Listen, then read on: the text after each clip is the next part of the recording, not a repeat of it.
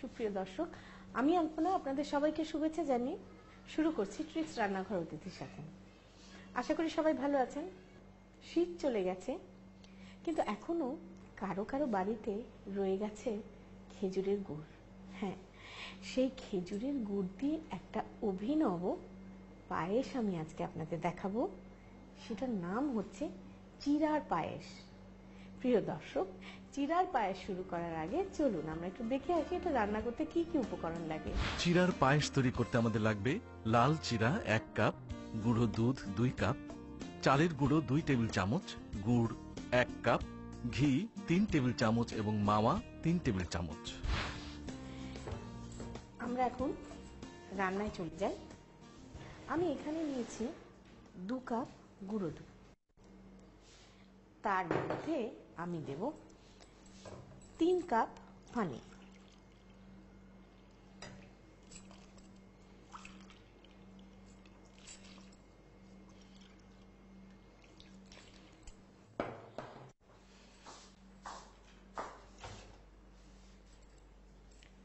এবার এটাকে একটু হুইস্ক দিয়ে জাস্ট দুধটাকে মিশিয়ে নেব। আমি চাইলে খাঁটি দুধ নিতে পারতাম, আপনি চাইলে নিতেই পারেন, কিন্তু সেক্ষেত্রে হয় কি, যখন আমি আপনাদের শেখাতে যাই তখন একটা নির্দিষ্ট পরিমাপকে অ্যাকিউরেটলি দেখানোর জন্য গুঁড়া দুধ দিয়ে মাপ দেওয়াই ভালো, তাহলে সবাই একভাবেই মেপে নিতে পারবে। এছাড়া আপনি নিজের পছন্দ মতন দুধ ঘন করে নিতেই পারেন, তাতে কোনো অসুবিধা নেই।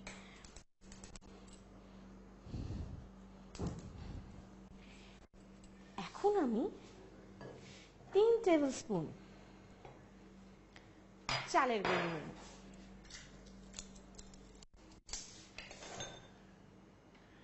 তিন টেবিল স্পুন চালের গুঁড়ো। এটাকে সামান্য একটু পানি দিয়ে গুলে নিয়ে ময়দার সাথে মিশিয়ে দেওয়া হবে। এই পায়েসটা না একটু শর্টকাট পায়েস। আপনার সেই চালের গুঁড়ো করে, চাল ভিজিয়ে রেখে গুঁড়ো করে সেই চালের গুঁড়ো দিয়ে টানিয়ে টানিয়ে পায়েস না, এটা একেবারেই শর্টকাট একটা পায়েস।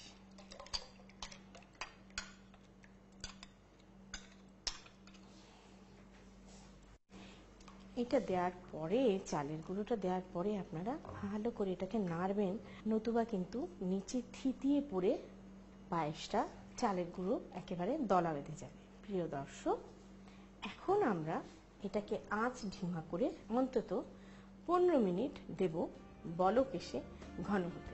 তাহলে আমরা ফিরে আসছি 15 মিনিট পর।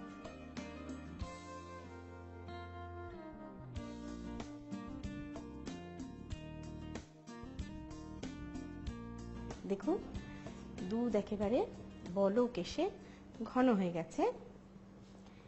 এর জন্য আমি নিয়েছি লাল চিড়া। লাল চিড়া আপনারা অপেক্ষাকৃত শক্ত হয় বলে এটাকে পানিতে ভিজিয়ে রাখবেন আধা ঘন্টা, ধুয়ে নিয়ে ভালো করে, কারণ চিড়ার মধ্যে কিন্তু প্রচুর ময়লা থাকে। এবং ধুয়ে নিয়ে আমি এটাকে আধা ঘন্টা ভিজিয়ে রেখে এখন সেই চিড়াটা দিয়ে দিলাম।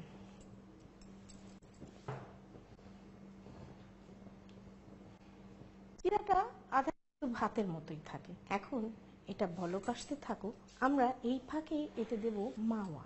মাওয়াটাকে আপনি একটু পানি দিয়ে গুলে নেবেন, নতুবা মাওয়াটা চাকা চাকা হয়ে থাকে।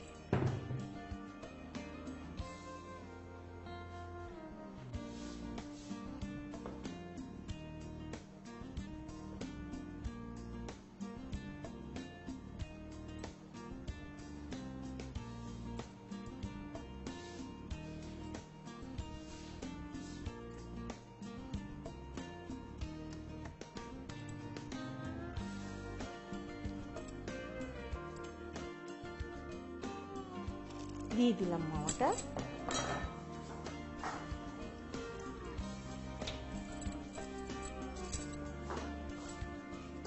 ভালো করে মাওয়াটাকে নেড়ে দেবেন এবং খেয়াল রাখবেন যে চিড়েটা কখন ফুলে ওঠে। আমাদের পায়েস বেশ থকথকে হয়ে এসেছে। এখন আমরা এতে দেব গুড়। আমার জানা মতে গুড় নিয়ে অনেকের সমস্যা দেখা যায়। খেজুর গুড় কিনবেন সবসময় গন্ধ দেখে, সুন্দর গন্ধ, সোনালি রং হবে, তারপরেও আজকাল ভেজালের যুগে নানান রকম ভেজালের গুড়, যেটা আপনারা করবেন সেক্ষেত্রে গুড় দুধের মধ্যে দিলে অনেক দুধ ফেটে যায়, পুরো জিনিসটা নষ্ট হয়ে যায়। সেক্ষেত্রে আপনি গুড়টাকে ভেঙে অল্প একটু পানি দিয়ে ভালো করে জাল দেবেন। জাল দিয়ে গুড়ের শিরাটা ঠান্ডা করবেন। ঠান্ডা করে আপনার ক্ষীর ঘন হয়ে আসলে তখন সেই গুড়টা দেবেন, তাহলে দুধটা আর ফেটে যাওয়ার সম্ভাবনা থাকে না।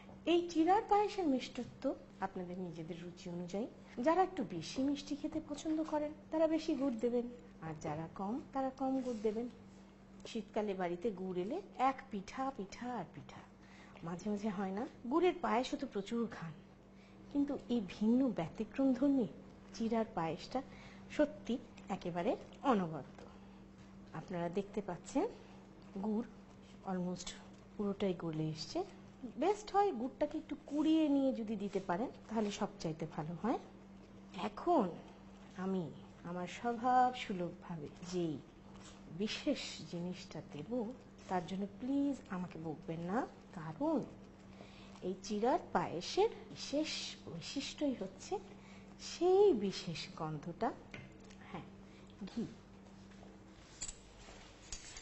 আমি এতে দেব 3 টেবিল স্পুন ঘি।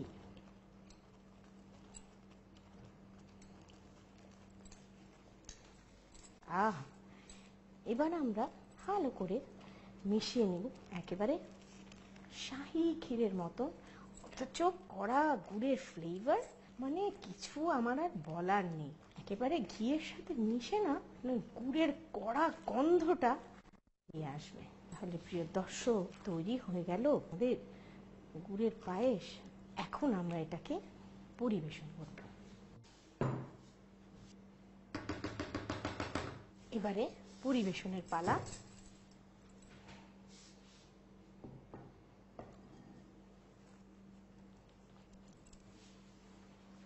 প্রিয় দর্শক, আপনাদের জন্য তৈরি হয়ে গেল মজাদার চিড়ের পায়েস। আপনাদের সবার সুবিধার জন্য চলুন এটা প্রণালীটা আর একবার দেখে আসি। প্রথম একটি প্যানে গুঁড়ো দুধ ও পানি দিয়ে ভালো করে মিশিয়ে নিন। তারপর একটি বাটিতে চালের গুঁড়ো ও পানি দিয়ে মিশিয়ে দুধের মধ্যে ঢেলে দিয়ে ভালো করে নেড়ে 15 মিনিট জাল দিন। এবার এতে ভেজানো লাল চিড়া ও মাওয়া দিয়ে সামান্য জাল দিন। তারপর এতে গুড় ও ঘি দিয়ে ভালো করে মিশিয়ে নিন। সবশেষে পাত্রে তুলে পরিবেশন করুন মজাদার চিড়ার পায়েস।